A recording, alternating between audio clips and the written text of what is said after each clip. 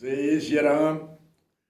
भूल कहाँ हुई जो आज धर्मगुरु व आचार्य विद्वान और राष्ट्र की कोई भी संस्था है, चाहे कोई धर्मगुरुओं की संस्था है, चाहे कोई परिवार की संस्था है, चाहे कोई समाज की संस्था है, सभी बढ़ चढ़ के भारतीय संस्कृति और सभ्यता व संस्कार के बड़े प्रचार जोर तोर से हो रहा है। फिर भी आज बच्चों के टस से मस नहीं हुई और आज भारत के अंदर 10-15% ही संस्कार है और 90-85% तो संस्कार से लुप्त हो रहे हैं।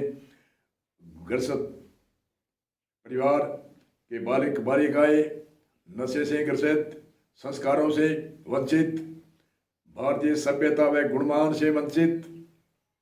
कहाँ भूल हुई, कहाँ चूक हुई, इसका हम विश्लेषण करते हैं। हमारे आज से 75 वर्ष पहले करो, 100 वर्ष पहले देखो, पूर्व जनों के चर्चा सुनो या पूर्व के इतिहास को सुनो तो हमें मालूम होगा कि हमारी आज इस समय में कहाँ चूक हुई है, कहाँ भूल हुई है। भूल इसलिए हुई, हम सब राष्ट्र के भरोसे पर सब कुछ कर दिया, जो भी हमारी सरकार करेगी वही उस पर छोड़ दिया, उस पर निर्भर कर दिया। वही हमारे चून देगी, वही अनाज देगी, वही फ्री में बिजली देगी, वही फ्री में पैसे देंगे, वही हमें सब कुछ देंगे, हमें कुछ करना नहीं है। इसलिए सरकार के पर सभी निर्भरता हो गई। परंतु पुराने समय में परिवार का सरकार थी, समाज की सरकार थी और हमारे भारत के अंदर जो विद्वान आचार्य, विद्वान गुणीवान थे, उनकी सरकार थी। पुराने समय में समाज का शासन, परिवार का शासन और सरकार के शासन से एक पूरे देश का शासन अलग था। अलग कैसे? जो कोई चोरी करता तो उसको ऐसा, पहली बात तो चोरी इतना सख्त दंड था उस समाज के अंदर। 36 कौम का एकजुट होकर के, चाहे किसी कौम में कुछ अपराधी या कोई उग्रवाद या कोई नशे की लत वाला या कोई संस्कार नहीं मानने वाला, सभ्यता व गुणवान नहीं होता, उसको पूरी 36 कौम उसको दंड देती थी। आज तो जो घोटाला करने वाले या पुराने समय में की सुनते हैं, एक कोई चीज छुपा करके कोई ले लेता था या छुप करके कोई गलत काम करता था, वह संसार में, परिवार में, समाज में मुंह दिखाने के लायक नहीं होता था, क्योंकि उसमें समाज का शासन था, समाज का दंड था, परिवार का दंड था और राष्ट्र एक, भारत का एक सामूहिक 36 कौम का एक शासन था। उस शासन के कारण कोई भी अपराध नहीं करता था। अपराध करता तो उसको पहले तो उससे माफ़ी मांगनी, एक दो छूट थी और उसके बाद में इतना दंड होता था, कोई मारपीट नहीं होती थी, परंतु उसको ऐसे एक हीन भावना से सभी देखते थे, ये उसका मुंह देखने के लायक नहीं छोड़ते थे, ऐसे ऐसे दंड देते थे। मारपीट का नहीं, जैसे काला मुंह करके गदा पर चढ़ाना आदि आदि अनेक से अपने समाज परिवार से अलग कर देना, ऐसे ऐसे दंड थे। उन दंड के भयभीत से कोई, पहली बात तो अपराध लाखों में होता भी नहीं था। अगर ये होता तो उनको दिखाने के लिए अपराधी को जगह जगह प्रचार होकर के वे ऐसा इतनी माफ़ी मांग के आईने के लिए वो बुरा काम करने में बड़ा लज्जित होता था। और आज जो घोटाले करने वाले, जो जनता के पैसे लूटने वाले, जो किसी को कानून की पूरी सख्ताई से, उनके दस्तावेज से उसको कोई जेल होती है, वह बाहर आता है तो उनकी पब्लिक उनका स्वागत करके, उत्सव करके वह देश में घुमाते हैं। ऐसे पहले नहीं होता था। जो अपराधी होता था उनका मुंह देखना नहीं चाहते थे, ऐसा होता था। इस भय से कोई अपराध करता भी नहीं था। दूसरा, कोई निकम्मा नहीं था, मेहनती थे, खुद अपनी आप की डिमांड करते थे, फ्री की वस्तु खंड लेने के लिए नहीं, योजना थी उसकी उस समय। हर बूढ़े से लेकर के, जवान से लेकर के, महिला से लेकर के, पुरुष से लेकर के कोई भी निकम्मा नहीं था। और हमारे अंग्रेज़ों ने सर्वे भी करी थी। अंग्रेज़ों में शासन करने से पहले 3 दायरों में सर्वे करी। किसान क्या करता है, व्यापारी क्या करता है, और शिक्षा यहाँ कैसी है, उनकी ये सर्वे थी। अगर जो शिक्षा को ध्वस्त नहीं करेंगे, शिक्षा को नहीं मिटाएंगे, तो हम भारत में शासन नहीं कर सकते। और किसानों को नहीं पतन करेंगे तो शासन नहीं कर सकते। और व्यापारी को टैक्स से उसको मार पीट करके ऐसे अंदर से भीतर से उसकी ऐसे उसको बर्बाद नहीं करेंगे तो हम शासन नहीं करते। तो उसने सर्वे किया पहले, तो भारत के अंदर इतना सर्वे किया उस समय कि भारत के अंदर कोई गरीब नहीं है। गरीब क्यों नहीं है? सभी मेहनती है, बूढ़े हो चाहे जवान हो, चाहे छोटा हो चाहे बड़ा हो, चाहे महिला हो चाहे पुरुष हो। और चोरी कोई नहीं करता। चोरी क्यों करे? सामान घर के अंदर क्या उस समय कहते हैं चांदी के पैसों के ढेर थे उनके मकानों में। कोई चोरता क्यों? उस आप हर के पास भी पैसे थे, क्यों चोरता है? जो नहीं होते है वो चोरता है। व्यापारियों के पास इतना पैसा था। और विद्या कहते हैं हमारे 14 प्रकार की जो आज विद्या है भारत में, नहीं सारे देश के अंदर 14 प्रकार की वही विद्या है। वह विद्या भारत में एक भारत विश्व का आज से हजारों वर्ष पहले गुरु होता था। और यहाँ दूसरे देश के जो भी कपड़े से लेकर के सब चीज़ वस्तु दूसरे देशों ने भारत ने ही दी है, इसलिए भारत विश्व का गुरु था। उस गुरुकुल में 14 प्रकार की अलग अलग विद्या थी। जो भी विद्या में सक्षम, जिसका झुकाव विद्या में, जिस विद्या में ज़्यादा अधिक झुकाव था, उस बच्चे को उसकी ट्रेनिंग देते थे। अनेक तरह की हजारों बातें, लाखों बातें नहीं समझाते थे। जिस बच्चे का जिस तरफ रुख था, डॉक्टरी का रुख था, उसको डॉक्टर बनाते थे, वैद्य बनाते थे। जो शिल्प कारीगरी हाथ की जानता था उसको इंजीनियर आदि अनेक तरह के उस समय जो भी बच्चे का विद्यार्थी का रुख था उसी में उसको सक्षम करते थे। और उस समय गुरुकुल में जो अध्यापक थे उनकी सर्टिफिकेट से वह डिग्री थी। आज जो ऐसे डिग्री मोल मिलती है ऐसे नहीं थी। जो जिस विद्या में सक्षम हो उसको एक अध्यापक गुरुकुल जो पढ़ाने वाला होता उनकी मान्यता होती थी, ये काम करेगा, ये सर्जरी करेगा, ये वैद्य का काम करेगा, ये इंजीनियर का काम करेगा, ये अलग अलग विद्याओं का काम था। ये अस्त्र शस्त्र विद्या सिखाएगा, ये खेल कूद की विद्या को सिखाएगा, आदि आदि अनेक तरह की विद्या का उस समय थे। ऐसे आज से हजारों वर्ष पहले हमारे इतिहासों में, हम पूर्व के इतिहासों में सुनते हैं संस्कार था। और हमारे ऋषि मुनियों ने 16 प्रकार के संस्कार के इतिहास लिखी।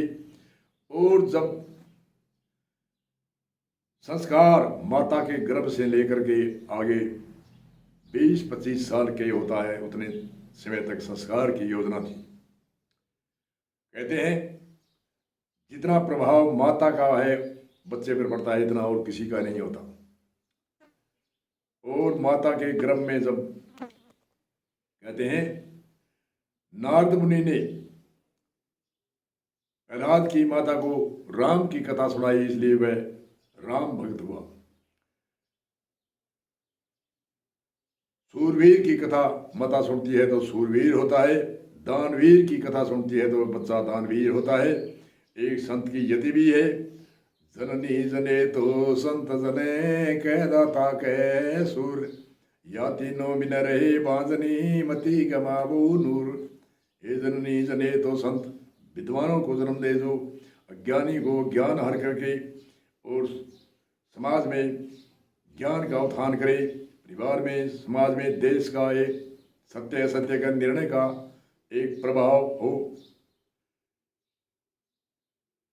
जननी जने तो संत जने कह दाता, कह दातार को जन्म दे, जो रंती देव जैसे, नरसिंह मेहता जैसे, जो राजा बलि के जैसे, ऐसे जो गरीबों को देवे, अविलाओं को देवे, ऐसे दानवीरों को जन्म दे और सूरवीरों को जन्म दे, जो देश की रक्षा करे, राष्ट्र की रक्षा करे, सीमा पर रक्षा करे। जननी जने तो संत जने, कह दाता कहे सूर, या तीनों बिन रहे बाजनी, मति गमावो नूर। इस तरह से संस्कार होते थे। और बच्चा जन्मने के बाद में 16 संस्कार आगे से आगे बताते थे। आज से कई हजारों वर्ष पहले साहित्य भी नहीं था, सिर्फ विद्वान बताते थे और उसके याद होता था झटपट, और उसको कहता था आप आगे से आगे बताओ। वही सूचना थी, वही इतिहास था उस समय। और बहुत समय के बाद में ये लिखने की प्रतिलिपि चली, जो आगे से आगे एक संस्कार ज्ञान, आत्मज्ञान, तत्व ज्ञान, राष्ट्र ज्ञान, समाज ज्ञान, परिवार ज्ञान आदि आदि एक से एक बिना प्रतिलिपि लिखे आगे से आगे चलता था। उस समय संस्कार था, उस समय संस्कार परिवार का शासन, समाज का शासन, पूरे भारत का एक राष्ट्र से अलग एक शासन था। उस शासन से, भय से संस्कार भी पैदा होते थे बच्चों के, और अपराध भी नहीं होते थे। अपराध क्यों हो? आज से 100 वर्ष पहले बुढ़े बुजुर्गों से पूछो कि हमारे पुलिस थाने कितने थे। कहीं कोई बड़े बड़े शहरों में कोई 1-2 चौकी होती थी, और जो छोटे राजघराने होते थे, राजा होते थे राष्ट्र के, उनके वहाँ चौकी होती थी। कहाँ बड़े बड़े शहरों में चौकी भी नहीं थी। आज से 150-200 वर्ष पहले अपने आप ही फैसला, झगड़ा पहली बात तो होता ही नहीं, क्यों अदालत में जाए, क्यों वकील करे, वकील भी नहीं। वकील कोई गिने चुने बड़े बड़े, कोई शहरों में इक्का दुक्का वकील होता था। आज से 200 वर्ष पहले की सुनो या 500 वर्ष पहले का इतिहास पढ़ो, कितने वकील थे, झगड़ा ही नहीं। इसलिए पूर्व समय में हमारे यही चूक हुई है, परिवार का शासन नहीं रहा, समाज का शासन नहीं रहा, जो देश की 36 कौम है इनका शासन नहीं रहा। एक से एक दवेश करते हैं, हम ऊंचे हैं, हम नीचे हैं, मानव जाति सब एक है। जन्मे जाए ते सब शूद्र, ब्रह्म चले चिन्हे सो ब्राह्मण, वेद पढ़े सो विप्र, और ब्रह्म चिन्हे सो ब्राह्मण, जन्मे जाए ते सब शूद्र। जन्म से सभी शूद्र है, वेद पढ़ता है वह विप्र यानी पंडित है। और हमारे यहाँ में ऊंची जाति का 36 प्रकार की जातियों का विभाजन कैसे? कर्म के पीछे उसे मनुष्य जाति तो सब एक थी, परंतु जो कर्म के पीछे उसकी पहचान की जाती थी, जैसे मिट्टी का काम करता था वह कुम्हार था, लकड़ी का काम करने वाला सुथार था, या भी कोई भी शिल्प कारीगरी करता है वह सुथार, और लोहे का काम करने वाला लोहार, सोने का काम करने वाला सुनार आदि आदि। ऐसे आपस में जो विद्या सिखाता था वह ब्राह्मण, और राष्ट्र की रक्षा करता था वह क्षत्रिय, और व्यापार करता था वह वैश्य, और किसान जैसे और जितने भी है वह शूद्र। जो देश के अंदर जो भी उत्पादन करते थे वह शूद्र। हमारे जापान कई दूसरे देशों में ऐसे आज भी भारत की शिक्षा को लेकर के वहाँ जो मिलिट्री में भर्ती होता है उनको क्षत्रिय कहते हैं, जो व्यापार करते हैं उसको वैश्य कहते हैं। हमारे जैसे इतनी जाति नहीं, ये ओबीसी है, फलानी है, फलानी है, फलानी है, इसको आरक्षण दो, इसको दो, वैसे नहीं। वहाँ जो सीमा पर जो मिलिट्री के जवान है वे क्षत्रिय कहलाते हैं। विद्या पढ़ाने वाले को ब्राह्मण कहते हैं। चाहे अंग्रेजी का नाम ले है तो भारत की पुरानी संस्कृति, और व्यापार करने वाले वैश्य हैं, और नया कच्चा माल उत्पादन करने वाले शूद्र। और हमारे शरीर के अंदर भी एक संतों ने एक विधान बताया है। हमारी गर्दन से ऊपर ज्ञान इंद्री है, 4 ज्ञान इंद्री, आंख है, कान है, नासिका है, जीभ है। गर्दन से ऊपर इनको ब्राह्मण कहते हैं, हाथ को क्षत्रिय कहते हैं, पेट को वैश्य कहते हैं, और पैरों को शूद्र कहते हैं। थोड़ा सा समझाने के लिए, ये गर्दन से ऊपर ये कहता है ब्राह्मण लेता है, आगे भी देता है। तो ये मुख अंदर रसगुल्ला डालते हैं तो ये यहाँ ही नहीं रखता, ये आगे देता है। कितनी देर रखेगा अंदर, जीभ के अंदर, मुख के अंदर। तो इसलिए इसको ब्राह्मण कहा है। और ये आँख देख कर, और यहाँ सोचन शक्ति यहाँ ऊपर है, ये बताता है ये काम है, ये काम है, ये दिखता है, ये खड्डा है, ये रास्ता है, ये ऐसा है।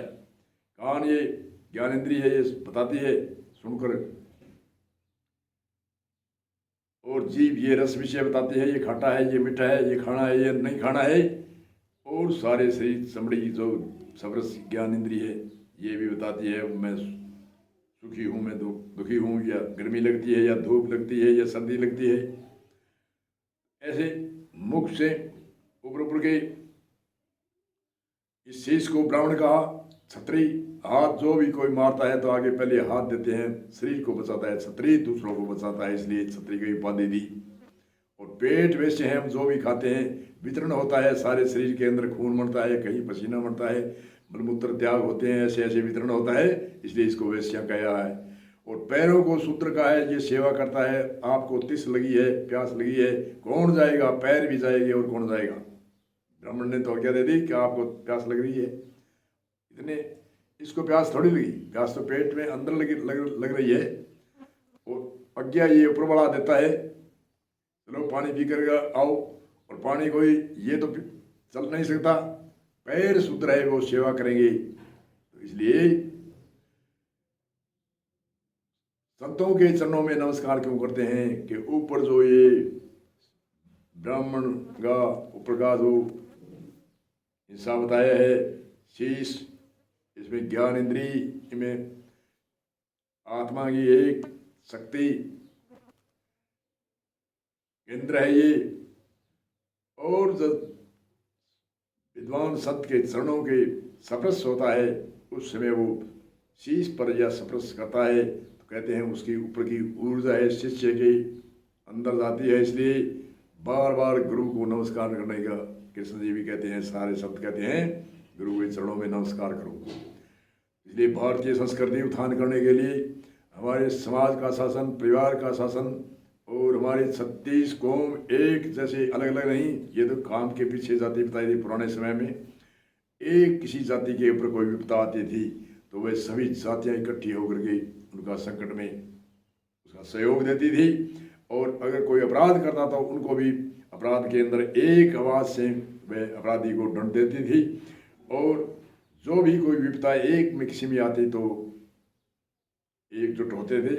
आज जो इन 36 जात या 4 वर्ण एक व्यवस्था के थे, इन व्यवस्था को ऐसा ही बना दिया, ये मेरा है, ये मेरा है, हम ऐसे हैं, हम ऐसे हैं। अलग अलग जाति है, अलग अलग कोई अनेक 4000 5000 आसपास में जातियाँ हो गई है कि हमारी जाति, हमारा परिवार वहाँ है, ऐसे है, वैसे है। ये बंटने से तो हमारे अंग्रेज़ों ने शासन किया, उन्होंने बांट कर ही शासन किया। अगर एकजुट हुए तो उनसे राज छीन भी लिया। और इस्लामी शासन में यही हुआ, हम बटे थे, इतने दिनों उन्होंने शासन किया, अब एकत्र हुए, उन्होंने शासन छोड़ना पड़ा। और अंग्रेज़ों ने हमें बांटा और बंटते रहे, इतने साल तक उन्होंने शासन किया। जब एकत्र हुए, इकट्ठे हुए, अरे हम तो, हमारा तो स्वरूप ही अलग है, हमारी ताकत अलग ही, ये कौन है, ये 120-130 आदमी आए हैं, 20-30 आदमी, 300 आदमी तो सारे थे भारत में अंग्रेजों के सने मिलिट्री। और यहाँ पर शासन किया 200-250 वर्ष पहले तक। कहने का अर्थ है 36 कौम अलग अलग काम कर्तव्य के हिसाब से, वहाँ पहचान के हिसाब से उनका नाम रखा, उनके में हम मगन हो गए। इसलिए भारतीय संस्कृति के उत्थान के लिए हमारे समाज का शासन चाहिए, परिवार का शासन चाहिए। और शासन तो अगले सूत्र में बताएंगे क्यों फैल हो रहा है। और जय श्री राम।